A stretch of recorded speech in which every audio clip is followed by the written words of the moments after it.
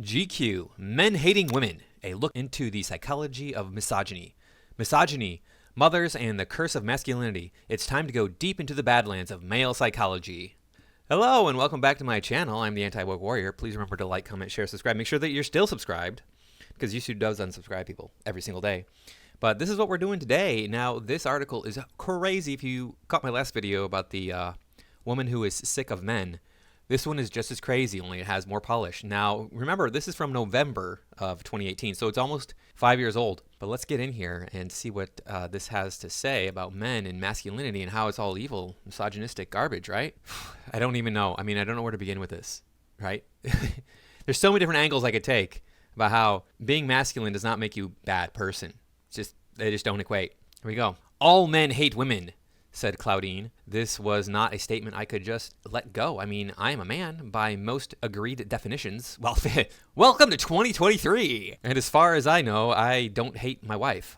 She had returned home in disgust after an act of road rage left her frazzled. Another incident of condescension and aggression at the hands of a young male driver. He wouldn't dare talk to a man that way, she explained. All right, I'm going to share a story real quick here. Just yesterday, I was going to work, and a block from the driveway to the parking lot, I got stopped at the light. And just as the light was changing green for me, a guy walked out in front of my car with his dog, looking at his phone. He was paying attention. He looked up. I saw him look up at the crosswalk sign, and then he looking back at his phone, just ignoring me, pretending like I'm not even there. Now, do you think that's appropriate behavior? But see, he was doing it to another man. They would never treat a man that way. A man would never treat a man like that. What are you thinking? All of the abuse that comes from men only goes towards women. All right, back to the article. All men, I said, double checking. Yes. If she were right, it would explain a lot. No, it wouldn't explain anything. Do all men, even the most earnestly considerate and progressive, harbor misogyny in the darkest recesses of their beings? And if that's true, what can be done about it? Okay, we're going to be looking at the darkest recesses of the male psyche to determine whether or not all men are misogynistic. Now, I have not read this whole article. All right, the idea that masculinity is now toxic suggests we've only just noticed. For millennia, rigidity and repetition have been ingrained into male and female identities, but behind these social structures may be something more primal. An unholy stew of psychology and the culture that springs from it has made men what they are. Toxic masculinity is a tautology. Really? Then why is it that we see like similar roles throughout most of the world? Men take on provider roles and women take on caregiver roles. That's kind of the way that it works. Why is that? Is it because of toxic masculinity? Or is it because of biology? Because you're blaming this at least partly on culture, and that would make sense. Like if we had a culture that was toxically masculine or patriarchal, as you like to say, the big bad boogeyman, the patriarchy, don't you think there would be other cultures where it would be different? Where we would see a difference in what women and men want? Like a noticeable difference where women want effeminate men and men want masculine women, but we don't see that. We see the extremes of female behavior in the Middle East, and then male behavior is also extreme there. But we don't see a softening to the degree where like men are going, yeah, you know what? I want a chick who's like 6 feet tall and has huge muscles and stuff. That's what I'm looking for. Yeah, no, we don't see men wanting that. It's kind of weird how toxic masculinity has just permeated every culture in the entire universe. It's so strange. I don't understand it. Okay. In July, the Misogyny Hate Crime Evaluation Report, a project of 2 Nottingham universities with the cooperation of the police, recommended that incidents of misogyny be recorded as hate crimes under the law and, as importantly, in the public awareness. After 2 years of research, it found that over half the women who contributed had experienced threatening behavior. Almost half had been groped, a quarter had been followed home, and a quarter had their no-no parts touched inappropriately. Okay. Now, this is a misleading statement here. They're saying these things to try to make you think that, what, half of women have experienced threatening behavior from a man? Or is it half of women have experienced threatening behavior, period? And that's only half of the women who participated. And are you more likely to participate if you've experienced something like this? Or do you think you're less likely to participate in this sort of thing if you've experienced something? I think you're more likely to go, well, I want to complain, because we're always complaining, right? There's a complaints hotline on every major company, right? So you can go and complain about the bad service you got or whatever. These women are the ones who've been victimized by this, and they're coming forward and saying, look, I represent half the population of women who have been threatened. A quarter have been groped. And by the way, this quarter have been groped garbage. I mean, you know what I bet it is? I bet that 90% of this half of women who've been groped, a man was talking to them and he placed his hand on her shoulder, or he touched her arm. Oh, he groped me. Oh my God. You know that's what it is. Because come on now. I hear this all the time that, oh, my daughter was sexually, inappropriately touched. Really? I hear it all the time. It's like, where are all these men that want to do this to women? Because I don't know any of them. The few men I have come across in my lifetime who would do something like this, I don't associate with. I've come across thousands of men in my lifetime. And I've had a few that were like, yeah, I would, mistreat women. So this is just, it's way blown out of proportion. It has to be. Unless I'm just like the only person in the universe who doesn't know any men who would do this, right? I don't understand it. The next section is titled, Masculinity is not in a state of crisis. Masculinity is a crisis. Okay, well, let's see. Dr. Loretta Trickett of Nottingham Trent University tells me this has consequences for girls and young women. Oh, yeah, it does. You're right. Being mistreated has consequences for girls and young women, just like it does for men, too, if you're mistreated. It's like, abuse does not know a gender. I don't know what to tell you. I don't think the boys who do it realize the impact of what they do. Sexualized street harassment often involves older men targeting much younger girls. I'm not in England. Maybe this happens there. I don't know. I mean, I don't see old dudes like going up to girls and being like, hey, baby, what's going on? Wolf whistling them or whatever. When I was gaming, playing Dungeons and Dragons, in the game shop was in a mall. So I'd walk out of the mall and there would be like cute girls. I'm like, whoa, it's a cute girl. Oh, she's probably like 17. And go about my business. There's nothing I can do with a 17-year-old. So what is this much older men going after younger women stuff? I mean, that's the way my mind works. I go to the gym. There's young women there. There are women who are like 20, 21, 19, 18, 17, 16. Do I go up and talk to them? Do I go up and like try to start a conversation with them?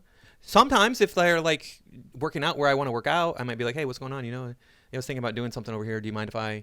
But no, I don't like pursue these relationships with much younger women because, well, it's weird because they're so young and weird. The girls these days are like, why would you want to talk to them? Like I talked to my 20-year-old niece and I'm like, don't even, like, just stay away from me because you're freaking weird. All right, moving on. If I were to go in search of this dark matter, that thing inside men that makes them treat women as two-dimensional characters in their three-dimensional narratives, I would have to look deep into the hidey hole of the unconscious mind. There's a reason that the phrase, tell me about your mother, is shorthand for the sprawling landscape of psychoanalysis. Adam Jukes is a writer and therapist of more than 40 years, for half of that time specialized in treating men who abused women. The author of Why Men Hate Women and What You've Got is What You Want Even If It Hurts. Yes, one of those, okay. Shares a common belief that it is the trauma of childhood and most crucially, the relationship between a boy and his mother figure that steers the course of male psychology. All right, so why men hate women? Okay, they don't. I love women. They are a frustration, especially modern Western women, American women to the extreme, yes. What you've got is what you want, even if it hurts. This is the point of view that you are ultimately in charge of everything in your life. Everything that you get, everything that happens to you is your own fault. Let's take a look here. Intended for those who, this is a synopsis of that book. Intended for those who are troubled by their lives and want to make changes but don't know where to begin, this is a book about relationships. It is not intended as a self-help book, but as one which will encourage the reader to really think about themselves and the way they act, how their behavior is driven by thoughts, feelings, and impulses of which they may not have any conscious awareness. Jukes examines his mad hypothesis, so called because it seems at first glance to be mad. He has used it successfully in therapeutic work to refer to everything that is wrong in a patient's relationship and even in their life. You are responsible for everything that is wrong with your relationship, including any behavior of your partner which you use to justify, excuse, or in any other way account for your own behavior towards him, herself, or him, her, or the world in general. So wouldn't that be true of your partner too? So then you've undermined your entire theory. The author draws on his vast clinical experience to explore this fascinating idea and looks at other related issues such as anxiety, sulking, masochism, and attachment. He also includes many illuminating case studies which perfectly illustrate his theories and make the text accessible to both clinicians and non-professionals. I'm not going to read the rest of it. It doesn't really matter because I did all this work when I was doing self-help. I did a ton of self-help work for years. I started when I was a teenager. And the notion that I am ultimately the person responsible for causing all of the things in my life, whether they are good or bad, that's just not true. Okay? I am the person who has to deal with it. And I am responsible for a lot of the things that happen to me, even things that I don't want to have happen to me. But I am not the only factor in the world. I don't live in a vacuum. This is so ridiculous. This notion that it's all your fault. Everything is your fault, 100% your fault. No. That's just not true unless you live in a vacuum. And then even then, that's not all your fault because you live in a vacuum. If you're forced to live in an isolated way, you're not going to feel good about that. I mean, why would you want to live that way unless you were forced to, right? So back to the article, which we're getting to the good parts. For the vast majority of people all over the world, the mother is a primary carer, Jukes explained. There's an asymmetry in the development of boys and girls. Infant boys have to learn how to be masculine, do they? Girls don't. Masculinity is not in a state of crisis. Masculinity is a crisis. I don't believe misogyny is innate, but I believe it's inescapable because of the development of masculinity. Okay. Well, I don't know what to tell you other than masculinity is not misogynistic. They're not the same thing. And we have a fun little chart. Is masculinity in crisis? 35% of 16 to 24-year-olds say yes. I'm assuming this is 16 to 24-year-olds of any gender because it doesn't say that there's any kind of gender here. 35% of 16 to 24-year-olds, that's the biggest percentage, so younger people feel like it is. And it's probably true for younger people. The younger you are, the harder it is to be male. Not because it's difficult, but because you're so demonized in our culture. So it's harder for you to deal with those things. In its basic form, the theory is that boys individuate and develop a sense of self. They have to separate from their mothers when they realize that they are not like them and they cannot, in Freudian terms, possess them. Yeah, because we know that Freud is the standard by which we should be judging modern psychology. I mean, everything that he said was pure gold. The dude founded the science. He didn't know what he was doing half the time, so just ignore him. This repression marks the end of the Oedipus complex. In their anxiety, the boys then identify with the father, and it's here that they learn about what it means to be masculine. The cliches of masculinity being strong, fearless, and competitive. Above all, not being like the mother permeate boys' lives. At this point, a part of the male ego is identified with the wiener, says Jukes, and the whole body can be identified with the wiener, and that's when you get masculinity. You say it like it's a four-letter word. If true, it will lend a certain piquancy to the next time you hear a woman tell a man to stop being a massive D. Yeah, because women always know. They're the smart ones. Men just kind of like bumble around in the world. Yeah, okay. So whenever a woman calls a man a D, it's spot on. Totally spot on. Analysis is a broad church full of schisms and nonconformism, and Freud's feminist critics have picked apart his theories, not least his ambivalence to or disregard for the female condition. However, 100 years later, even his detractors concede the role of the unconscious and the problematic nature of boys' relationships with their mothers. Women don't have problematic relationships with their mothers? I assume that they do, but I guess not. But the internalization of misogyny is not restricted to boys. It comes out of being raised by mothers. Celebrated author and psychoanalyst Susie Orbach tells me because the mother is the person we are most dependent on, the rage and fear at being cut off from her or the terror of mother's disapproval leads us to repress it. Girls grow up to be mums, so they internalize misogyny. Oh, really? But boys don't grow up to be mums, so they feel thwarted, and their power comes from feeling they can thwart back. For a boy, it's so confusing. Really? You think that men feel like they can just go out and mistreat others? Or in this case, mistreat women? Okay. It's just inherent because they're raised by women. Have you done a study on boys who are raised by men exclusively? Mother was out of the picture for some reason? You study on that? See how they turn out? No, of course not. The male child feels that to be dependent on a woman is dangerous, and this makes him feel vulnerable, which, without wishing to sound like Yoda, leads to fear, which leads to sadism. That's not the quote from Yoda, stupid. Fear leads to anger. Anger leads to hate. Hate leads to suffering. That anxiety is repressed and is expressed via the unconscious as misogyny. Okay. Could it be maybe that men just want to possess women, have them available to them whenever the mood strikes? Could that just be the biology of it all? No, it can't be. It has to be psychological. Okay. The next section. That is where we feel secure. In our stress and pain, we think we want something different. But what we do is set up dramas that ensure we end up back at the default. And not everybody does that all of the time. People can recognize what they're doing and get out of that cycle. And not everyone does that. I would imagine not everybody does that, period, because some people are actually do develop in a healthy manner. Those of us who have been abused typically don't. We recreate those things, but you can break that cycle. Like, my wife is not like my mother. I broke that cycle, okay? It's not impossible. We're still, Orbach and Jukes agree, that the more disruptive and traumatic childhood is, the more likely it is that future behavior will become extreme. Okay, can't even get two sentences into this without having to say something. Let's just finish this paragraph and I'll explain. If you are brought up in a household that's very fractious, then what you'll seek in a future relationship is one where people are in a rage all the time because that's what love means to you, says Orbach. Your internal experience of an intimate relationship is one that evokes your primary love relationship, which is the one with your mother. Okay, my mother was highly disrespectful to me. Violence, like beatings on a regular basis, yelling, insulting, degradation, neglect, all those things, everything. And I never sought that out in a relationship, not consciously or subconsciously. I always sought out consciously a nice relationship where we get along. I want to be able to get along with you. That's what I want. So even though my childhood was very traumatic, as I got beatings from my brother too, and even worse insults, etc., and neglect from my father.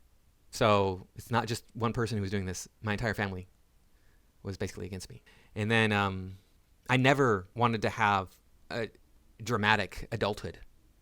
I never wanted that drama. I wanted that drama to go away. I wanted it to be away from me. I wanted to have peace and calm. Wow, it's weird. It's almost as if you psychologists don't know what the hell you're talking about. I know, I've seen enough of you to know that most of you don't know what the hell you're talking about. You think you do, but you don't. Especially when it comes to men. You're just completely lost. In early childhood, we lay down our default settings, says Jukes. We are programmed to remember pain. That's why the species survives. We have a need to return to the default settings because that is where we feel secure in our stress and pain. We think we want something different, but what we do is set up dramas that ensure we end up back at the default. That's not to say educated and privileged men are less likely to be misogynists. This is classless, international, and transhistorical. So I just told you about how traumatic my childhood was. And now I go right into, you're a misogynist because you had a traumatic childhood. Let me tell you what I've never done to a woman. I have never touched her goodie bits without her permission. Ever. Not a single woman have I even tried to, even had a desire to touch her goodie bits without her permission.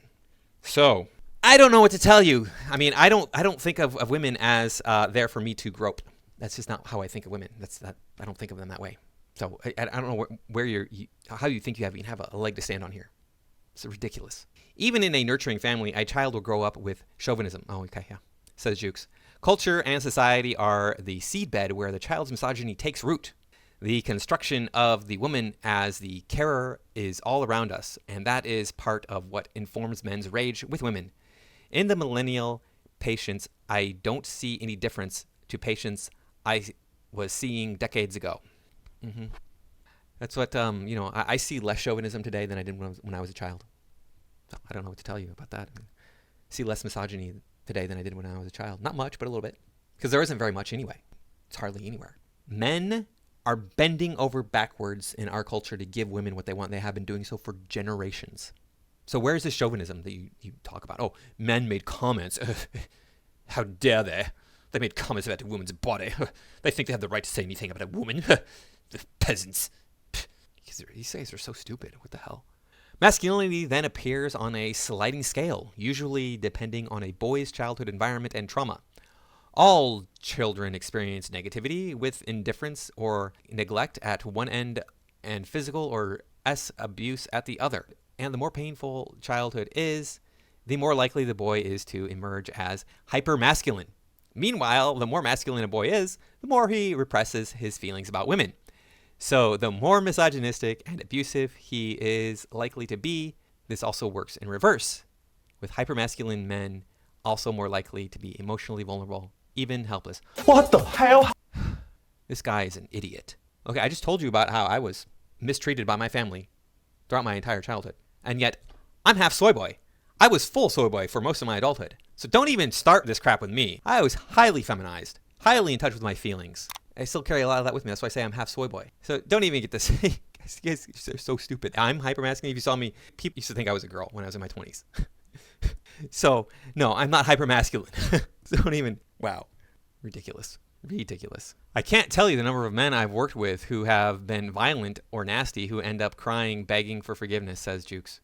This is terribly complex, turning the perpetrator into the victim, but that dependency is at the root of masculinity, and of course, dependency cuts into the heart of masculinity. It subverts it. Okay, just contradicting yourself again, but all right. Yes, you can evoke feelings in anyone, unless they're a psychopath or a sociopath. You can do that, and then people will break down and they will release their emotions. That is not an uncommon thing to have happen. I don't know how this is something that a psychologist missed. Okay, next section. The cultish nature of incels is not an aberration, but an extension of the male psychological development. Oh, really? You don't know anything about incels, do you? What an idiot. Now, they use the word cultish here. I'm assuming that they're not using it correctly here, because a cult is a baby religion, right? So I think they're using it to mean brainwashed, or like the brainwash-like behavior. Incels, the online subculture of self-loathing involuntary celibates who define themselves through their inability to find love or a sexual partner, fit this misogynistic pattern very neatly. No, they don't. Paradoxically, these self-proclaimed losers also exhibit a kind of hypermasculinity.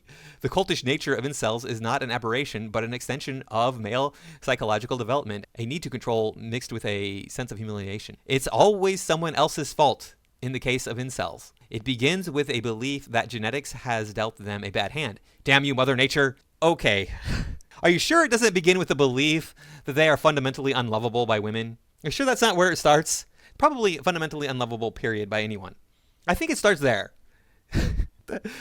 So they might think that they're unattractive or attractive. I mean, Elliot Rodger, he thought he was super attractive. He didn't think that Mother Nature had screwed him. He thought that society, that women had screwed him, that women were withholding their love from him, and we see this persistently. This guy is saying right here, oh, you gotta be nice to women, don't be misogynistic, don't be chauvinistic, you gotta be nice, and then we're nice, and then we're told we're nice guys, and that's creepy, so get away from us.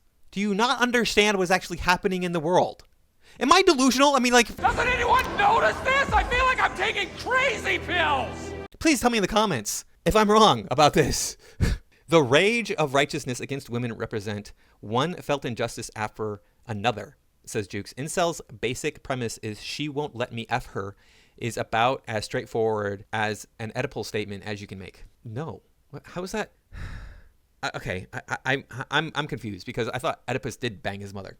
So she wasn't saying, no, don't bang me. She was actually letting him bang her. I don't understand. It's like you people have no rational thought at all. Men are not victims, and incels represent the worst in men. Are you sure about that? Because I've been in America. I've been in America almost my entire life. I've left a few times to visit other places. And guess what I find? That women will turn on a dime. I have been talking to a woman, had a rapport going, and then boom, something kills it. You get a rapport going with a woman, but somehow you manage to kill it. Time after time after time after time. What's your secret? Why is that? Is it because we live in a society that infantilizes women, or is it because of misogyny? I'm willing to go out on a limb and say it's because of the infantilization of modern Western women, especially American women. How do I know this? Well, gee, my wife is a foreigner. How did we get together? Oh, gee, I don't know. I wonder. It's like really easy because she was actually respectful of me, unlike American women. She didn't turn on a dime at every little thing. She recognizes that relationships take work and sacrifice. American women don't want to do either of those things. How they refuse to accept their own responsibilities and their reluctance to know themselves or admit what lives in their unconscious.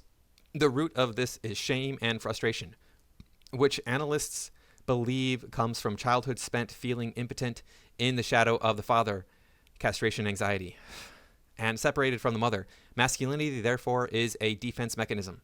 What? What the fuck? I don't picture incels as being hyper masculine. Do you? I mean, am I wrong about incels here? What is going on here? This guy's crazy. I don't even, I don't think I can even finish this.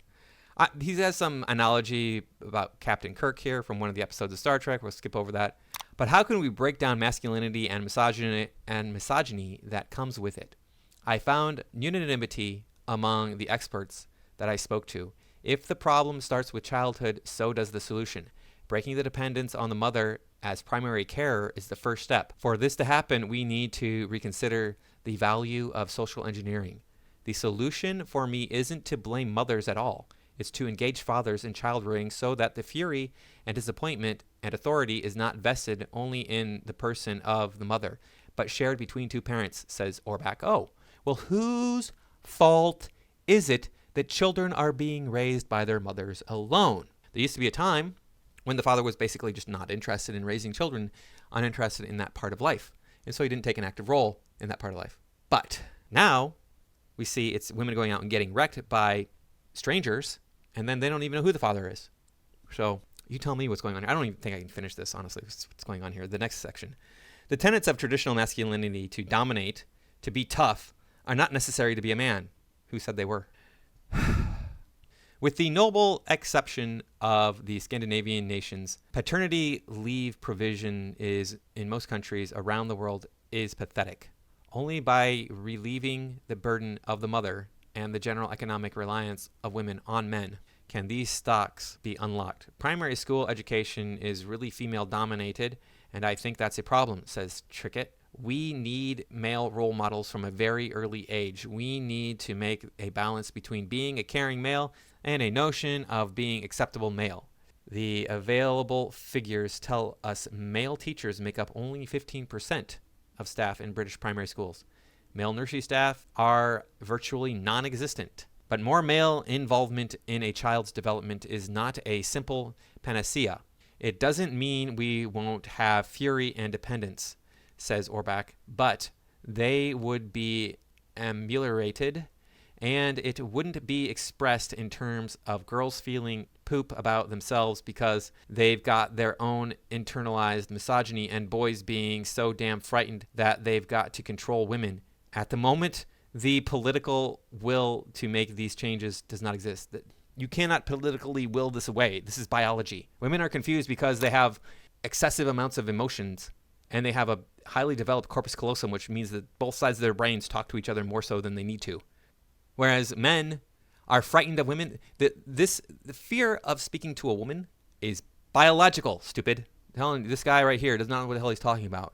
The reason men are afraid of talking to women is because they are afraid of being rejected, because rejection means that your genes do not get passed on. The purpose for your existence does not get maintained. Ostracization from the group in ancient times meant death, period, hands down, no question. It means that today, too. I mean, basically, few people can live on their own completely, right? Going out and living in the wilderness on your own. You can do it, especially with modern technology. It's much easier than it would have been 50,000 years ago. But it still is typically going to mean your death, your end. It's going to happen at that time. This fear of rejection from women is innately biological.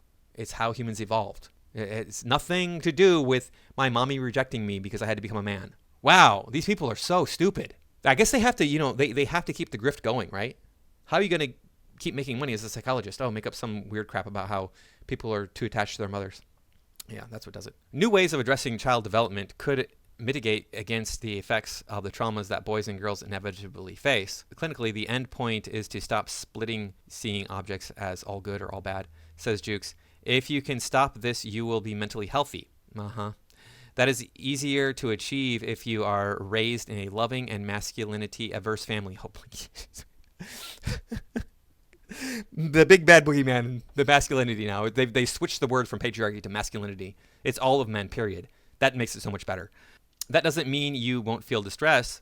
Stuff happens, he continues, but it means you will be able to deal with that stuff well. Yeah, it's called maturity. I mean, I don't know what to tell you. It's called maturity. What, we got something down here about LGBTQ? What's this? Masculinity and the misogyny it allows is so embedded, men rarely recognize it. It affects our physical and mental health, and it builds walls few of us even acknowledge, let alone attempt to peer beyond. The LGBTQ movement is having the argument for all of us. Oh, is it now? Says Jukes. In essence, they are fighting this battle for everyone, gnawing away at the edges of these definitions of femininity and masculinity, and we will all be liberated by their success. Wow! Not that long ago, the alphabet people were thought of as having a mental disorder. That's why they were a member of the alphabet community. Now they're a beacon of mental health. If you need me, use the beacon. They're going to save us all. Yeah, okay. I'm not reading any more of this crap. This is so much garbage. I don't even need to finish this. Oh, it only goes on for a little bit longer. Well, let me finish it off. It's like a paragraph and a half more. You can be a man without being masculine. Yeah, that's very much true. But reaching that happy place will take generations. You know, it's funny that he says right here, you can be a man without being masculine. You know what today they would say? You're not a man. That man is your gender, and that is a social construct, and you can be, you can have a wiener and be a female. It's fine. And here he is 5 years ago, just 5 years ago, he's saying, look, there's a difference between being a male and being masculine, using proper terminology to define these words. Look where we are now, just in 5 years. So sometimes it's helpful to ask some difficult questions. Where do these feelings come from? And do I treat women differently to men? Of course I do. They're women. Why wouldn't you treat women differently from men? You don't treat them bad, but I'm not going to go up to a woman and say, hey, dude, check out the rack on that chick. No, I would say that to a man. What the hell is wrong with this guy? But perhaps not. Is my wife just a bad driver? Probably.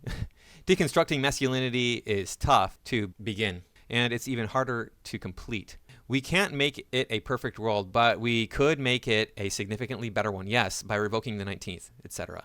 Let's see. And then it goes, okay, that's it. That's the end of it from November 2018. And there's no comments. Oh, there it goes on to other articles. Okay. Well, we made it through that crap. Wow. It was so terrible. These psychologists, they got to keep a grift going. Clearly, that's what this is all about. Cannot believe this is what people have come to. Believe me, all of the self-help that I did, and I got more out of the manosphere online than I did in all of the years of therapy that I did in reading self-help books more than once, sometimes doing independent self-improvement groups and stuff. Wow, just crazy. These guys, all you gotta do is look at biology and it solves all these problems. They don't even realize that. They think it's all psychology. Anyway, I got another palate cleanser here, some more James Bond stuff. Check it out.